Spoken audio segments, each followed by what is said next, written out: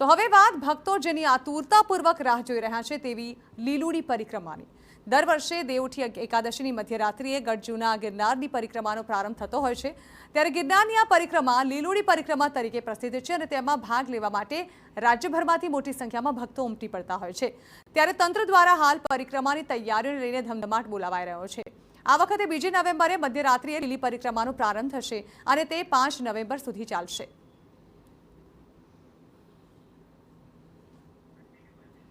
તો લીલી પરિક્રમાને ધ્યાનમાં લઈને વહીવટી તંત્ર દ્વારા કલેક્ટરની અધ્યક્ષતામાં એક સુઝાવ બેઠકનું આયોજન કરાયું હતું, જેમાં વન વિભાગ, પોલીસ વિભાગ સહિત સાધુ સંતો પણ ઉપસ્થિત રહ્યા હતા।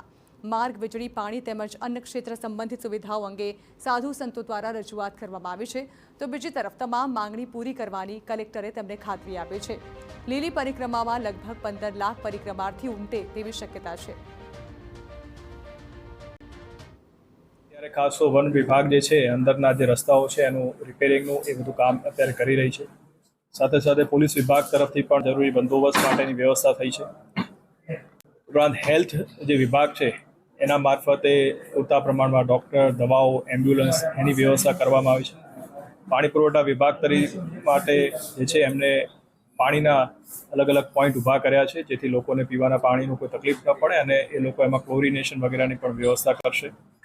ફાયરની ટીમો પણ સતત આ દરમિયાન ખડે પગે રહેવાની છે। કલેક્ટરશ્રીએ અમને બાંયધરી દીધી છે કે જે આપના પ્રશ્નો છે એ 110% બધા પ્રશ્નો આપના હલ કરવામાં આવશે।